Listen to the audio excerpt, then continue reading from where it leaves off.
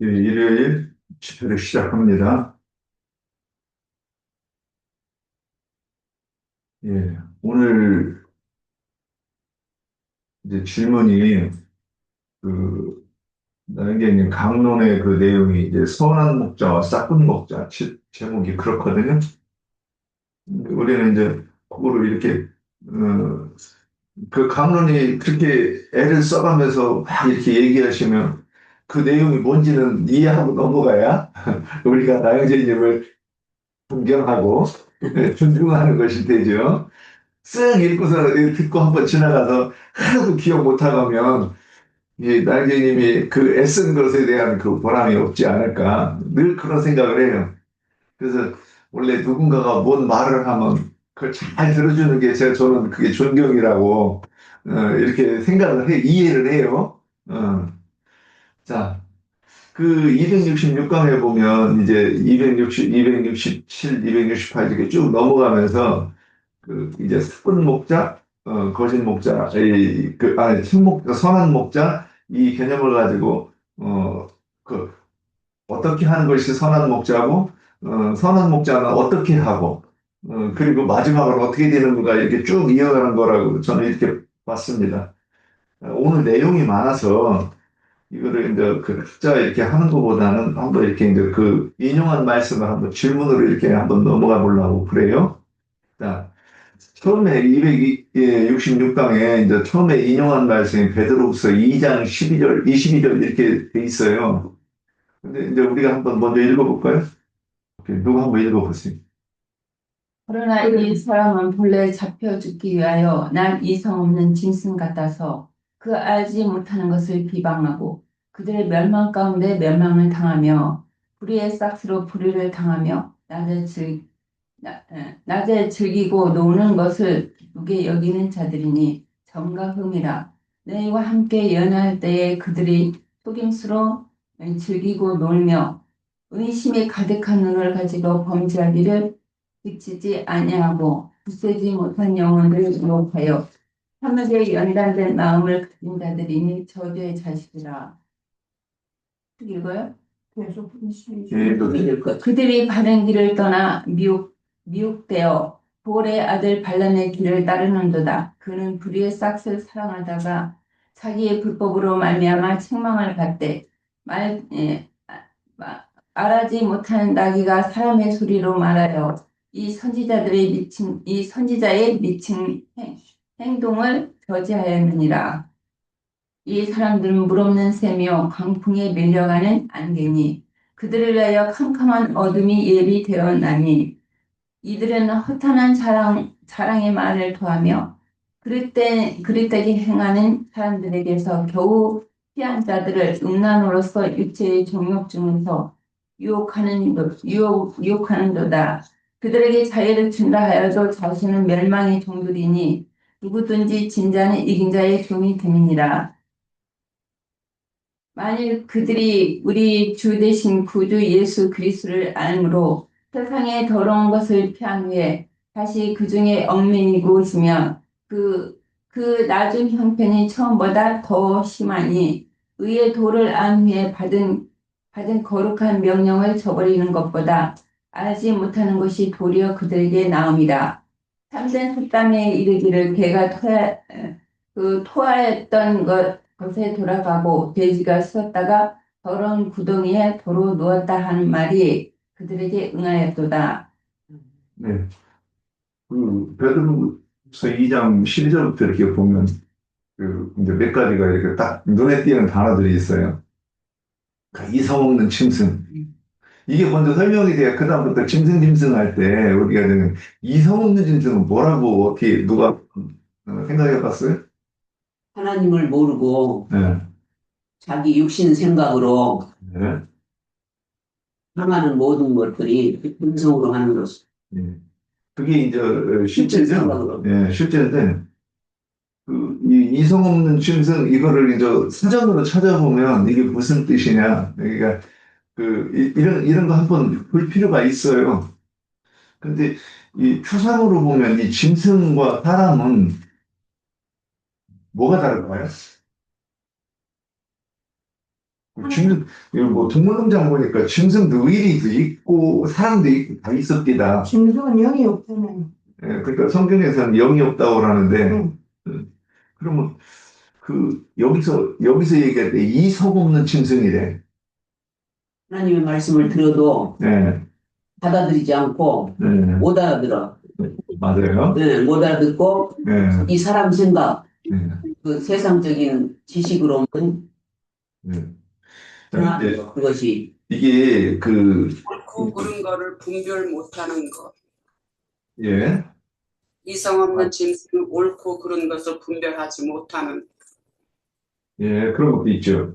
그러니까 이게 뭐냐면, 짐승한테는 뭐 윤리와 도덕이 필요가 없죠. 배고프면 잡아먹는 거예요. 예. 근데 이제 내가 이게 어저께 이제 한번 찾아봤어요. 근데 의식적으로 사물을 이해하고 논리적으로 적용을 해서, 나는 이런 게 안 된다는 거예요. 그러니까, 마치 제일 예표적으로 보이는 게 뭐 정치 세계에서 그래요. 남의 말 안 들어. 오라도 싫어. 그런 끝. 이런 것들이 뭐냐면 짐승의 세계하고 같다고 보이는 거예요. 그런데 여기는 또 이어서 뭐냐면, 새로운 정보를 기존 정보에 기반한 제도와 어떤 그 신념. 그러니까 우리가 예전에 옳다고 하는 거 그러니까 우리는 우리 문화에서는 옳다고 하는 것이 옆 동네에서는 아닌 게 많다니까요. 근데 그래서 예전에 우리 기독교가 처음 들어왔을 때, 양반들이 이 성경을 읽었을 때, 개대교론 뭐 막 이런 거 들었을 때, 이거 받아들일 수 있겠어요, 없겠어요? 다 죽이는 게 맞는 거예요. 그 양반들이 볼 때는. 근데, 에, 그러면 이거를 받아들이려면 영적으로 해석이 돼야 사실은 받아들일 수 있는 거죠. 근데 이제 이거는 뭐 신앙적인 얘기고, 우리가 어떤 그 삶에서도 그러니까 우리가 많이 변한 게, 우리가 이제 예전에는 대가족 제도로 뭐 3대, 4대가 같이 살았잖아요. 지금은 나이가 먹으면 다 불가하는 게 이게 지금은, 그러니까 이게 소금 문명이잖아요. 이게 좋아요, 나빠요? 좋은 면도 있고 나쁜 면도 있지. 예, 대부분 편하고 좋은 게 많아요. 서로 간섭 안 하고 내가 저기 젊은 사람들. 근데 이런 것들을 그러면 아파트에 사는 것도 저 새 집 같은 데서 어떻게 사냐? 나이 드신 분들 싫어했어요. 살아보니까 아파트가 제일 편해. 이 새로운 거를 받아들이는 건 너무 힘든 거예요. 근데 이제 지금은, 특히 여자분들은 웬만하면 아파트 살고 싶죠. 아빠도 제일 편하잖아요. 남자들은 산으로 간다고 그러는데 그 여가 혼자 보내고 부인은 아파트에 살고 지금 그런 거 있어요. 예. 복경대학교가 많이 저기 되는 것 같아요. 그러면 새로운 정보를 가지고 새로운 문명을 가지고 그래서 우리 온고지신이라는 말이 있어요. 우리나라에.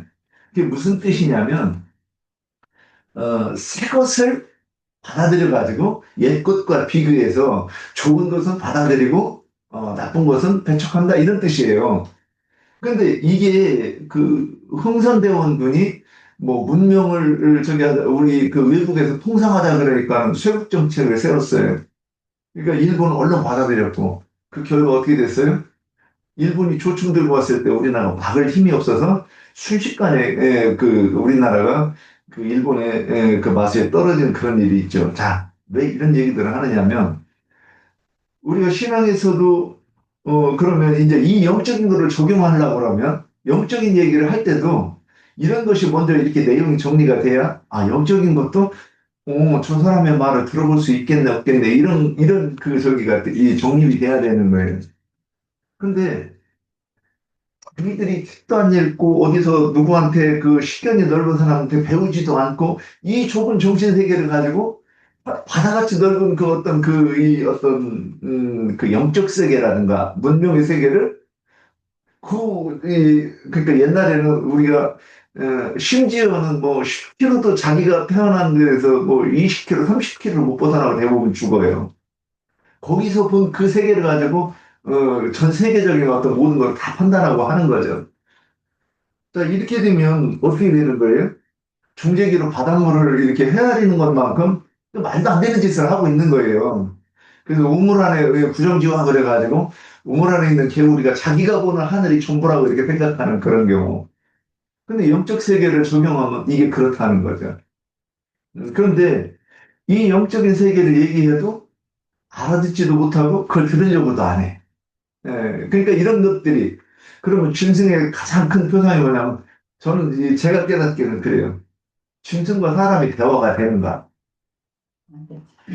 자, 걔한테 제가 옛날에 그런 얘기를 했어요. 아이고, 개새끼 맛있게 생겼네. 그럼 쓰다듬어줘요. 그럼 걔가 어떻게 해요?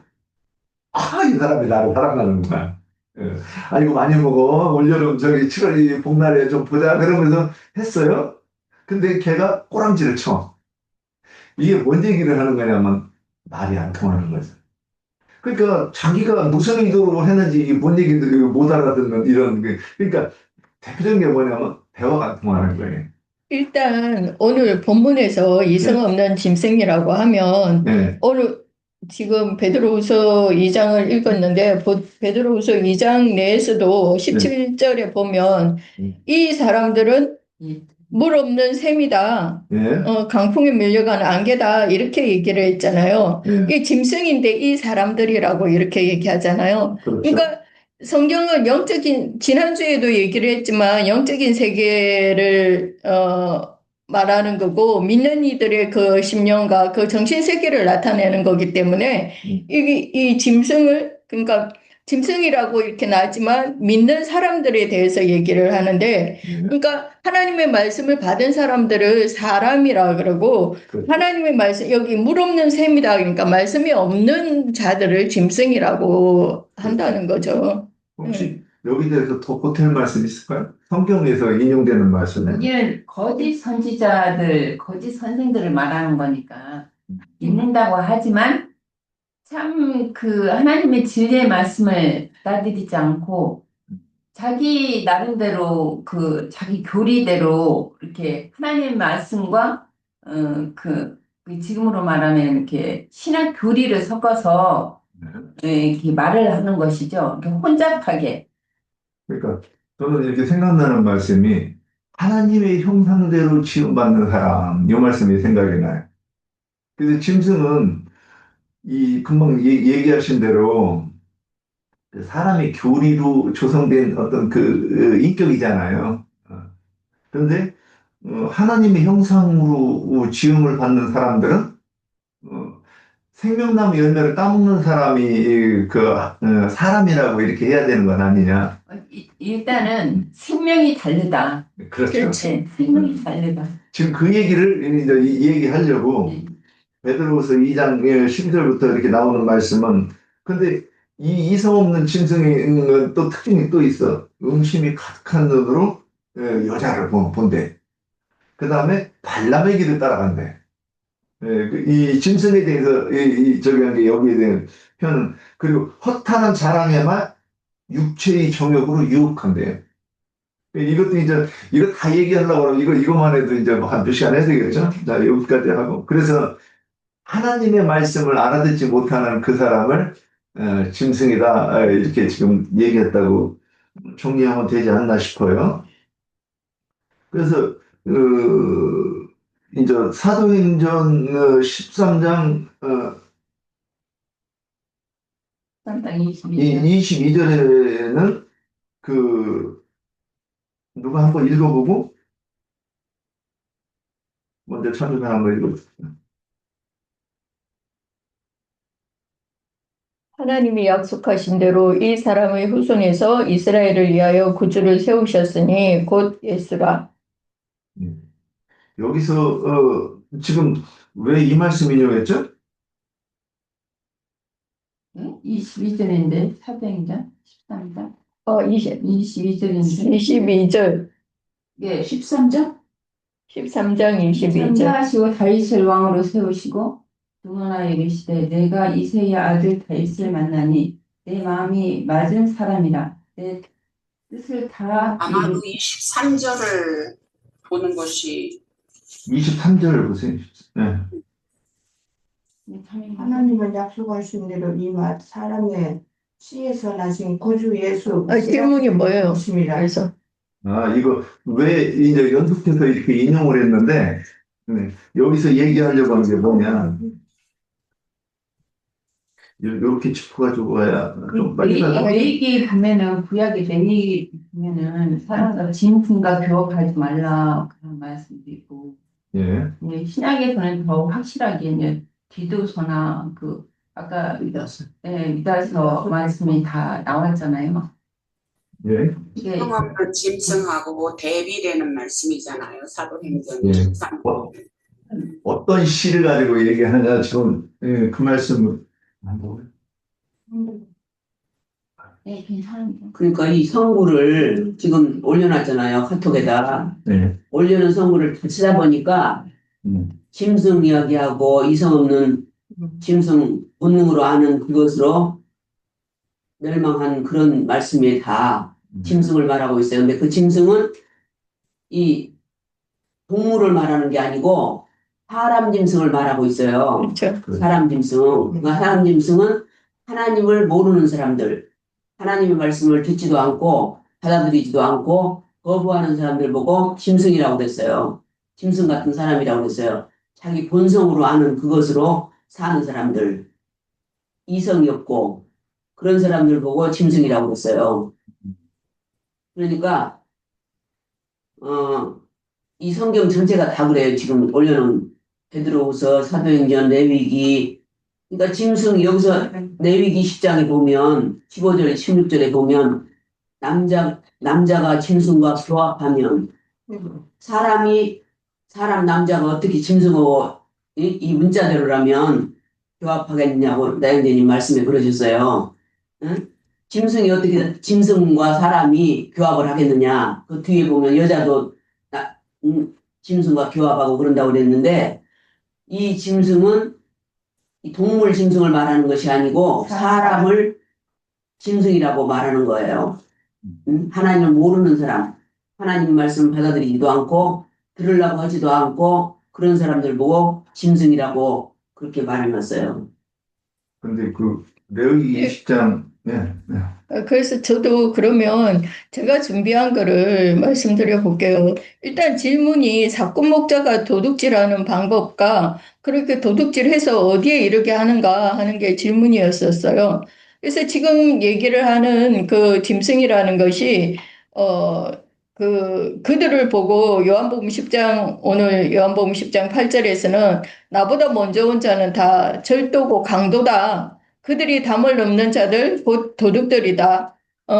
이렇게 얘기를 하고 있는데, 그러니까 그 연자자매님이 얘기한 것처럼, 그러니까 이들이 도둑질한다는 것이 그렇게 실제적으로 뭐 어떤 남의 지갑을 훔친다거나 기금속을 훔친다는 그런 말이 아니죠. 그래서 디모데후서 2장 20절에 보면 디모데후서 2장 20절입니다. 큰 집에는 이 큰 집이 어디예요? 하나님의 집이잖아요. 이 큰 집에는 금그릇과 은그릇뿐 아니라 나무 그릇과 질그릇도 있어 기하게 쓰는 것도 있고 천하게 쓰는 것도 있나니 그랬는데 이들은 신전의 물건, 즉 하나님의 집에 있는 그릇들을 훔친다는 거예요. 이 말은 다시 말하면 주님의 양들을 훔친다는 거죠. 그래서 이것을 창세기 6장 2절에서는 하나님의 아들들이 사람의 딸들의 아름다움을 보고 자기들이 좋아하는 모든 여자를 아내로 삼았다. 그렇게 말을 하고 있어요.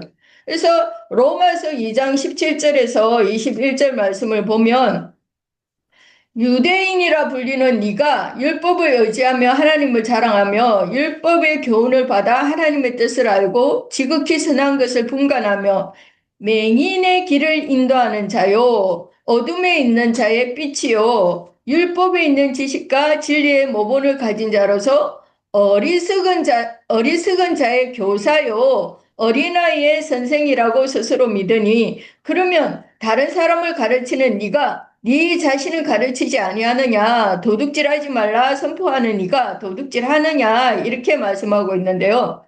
그러니까 이들은 맹인의 길을 인도하는 자라고 그러잖아. 이들이 짐승이잖아요. 맹인의 길을 인도하는 자고 어리석은 자의 교사라는 거죠. 즉 선생이라는 겁니다. 한마디로 말하면 가르치는 자들, 그들이 랍비들이잖아요. 오늘날의 목사들이고 하나님의 아들들이라 이렇게 얘기를 하는데 그 말씀을 받은 자들, 하나님의 아들들이 하나님의 것을 도둑질을 한다는 거예요. 아까 연자자매님은 말씀이 뭐 없는 아까 뭐라고 뭐 하셨는데 이들이 정말 하나님을 모르냐 하면 하나님을 진짜 모르는 것이 아니라 하나님을 가르친다고 열심히 가르치고 하나님을 율법을 열심히 가르치잖아요. 열심히 지킨다고도 하고 그런 자들이에요.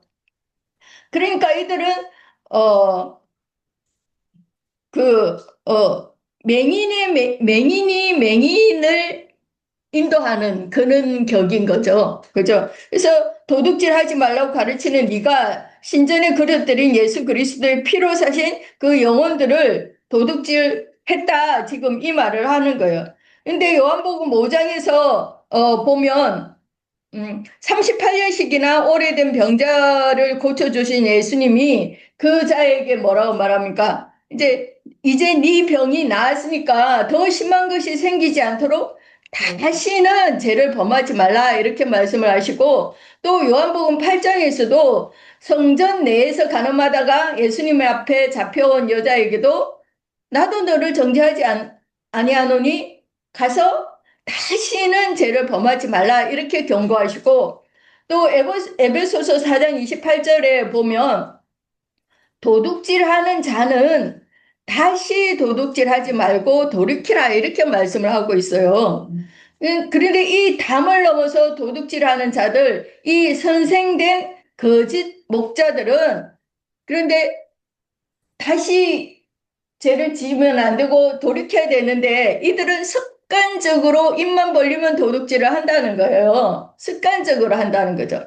이전에 저도 함께 공부하던 그 목사님들이 그 목사님들에게도 우리가 이제 그 공부하는 그룹이 이제 흩어져 버리고 나서 이제 다시 만나서 목사님, 목사라는 호칭도 잘못된 거잖아요. 11조도 돈으로 내는 것이 11조가 아니잖아요. 교단의 이 총회 뭐 이런 것도 다 잘못된 거잖아요. 본래 이거 없애야 되는 거잖아요.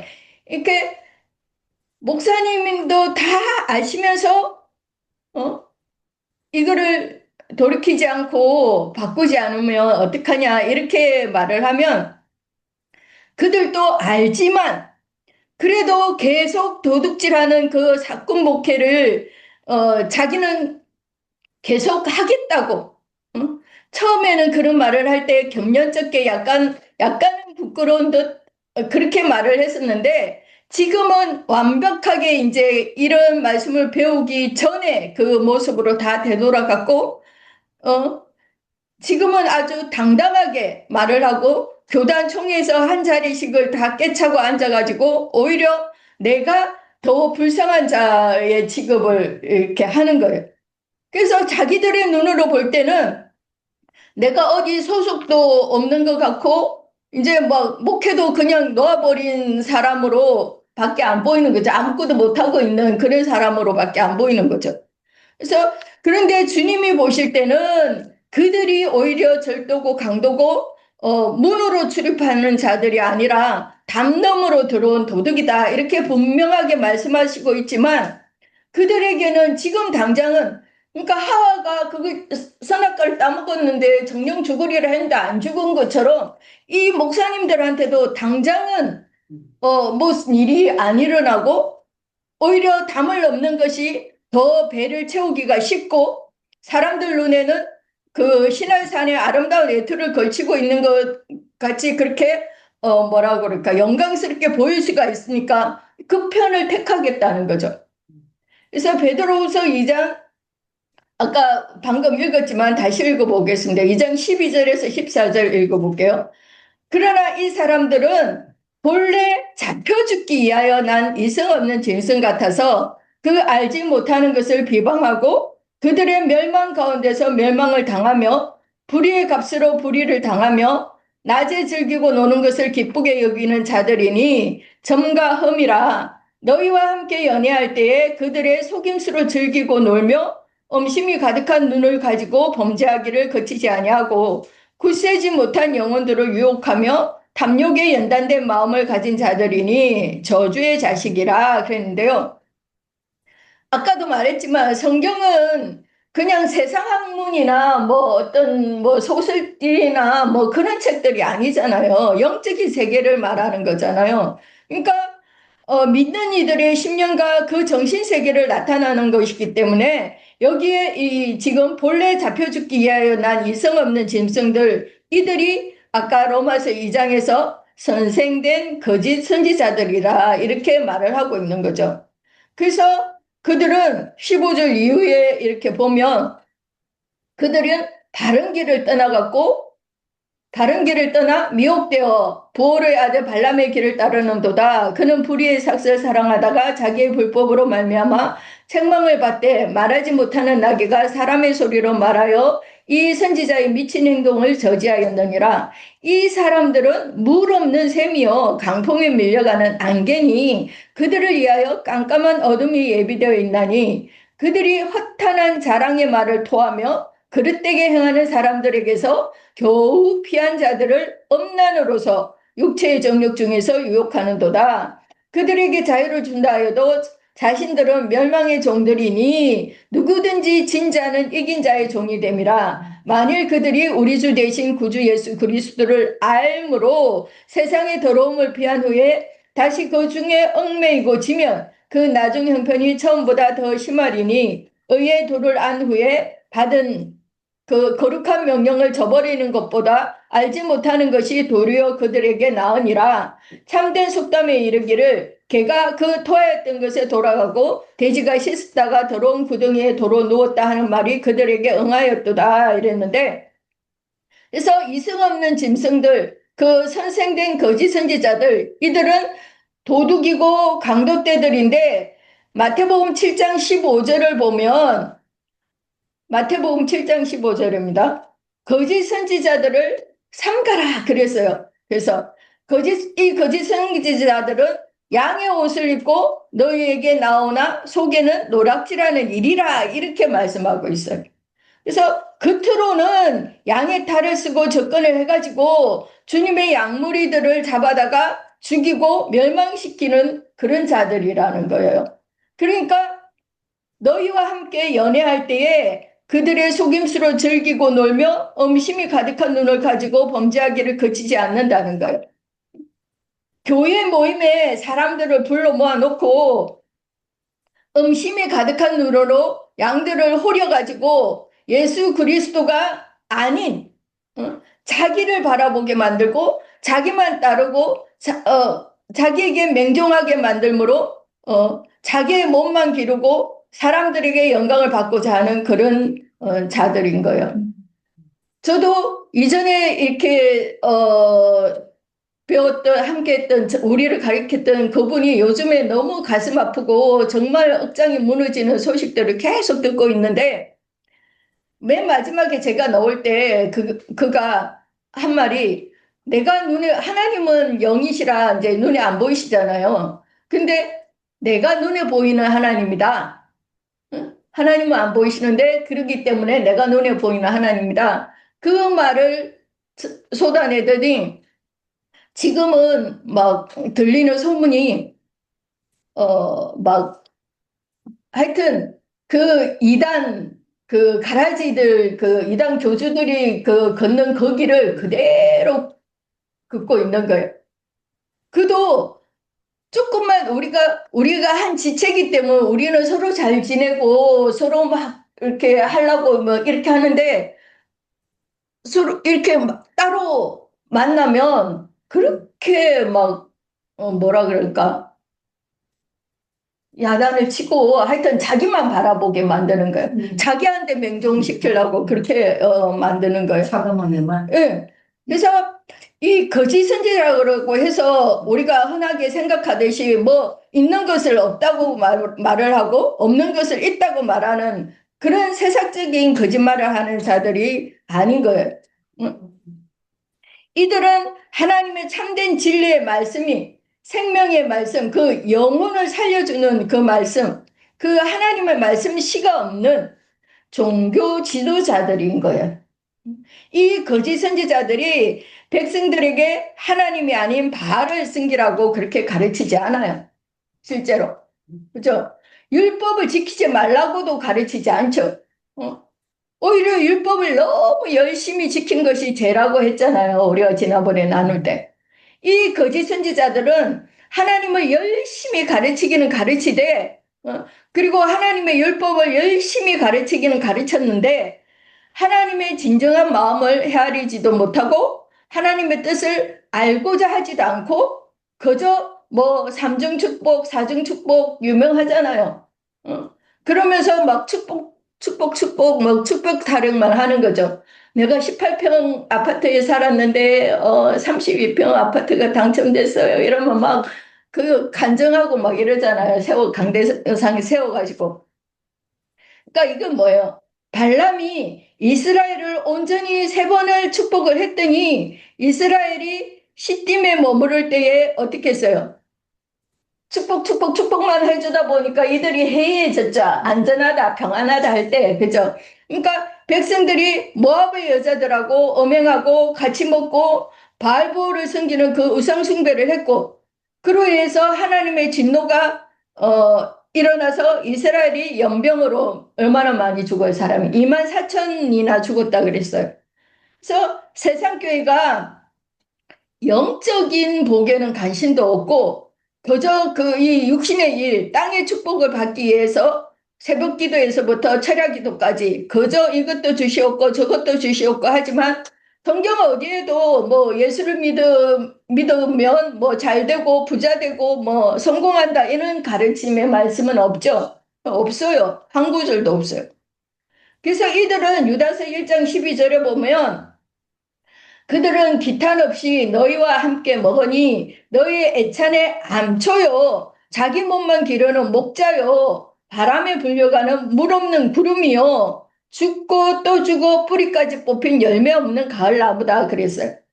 그리고 아까 제가 얘기했지만 그들은 베드로후서 2장 17절에는 이 사람들은 물 없는 샘이다. 강풍에 밀려가는 안개다.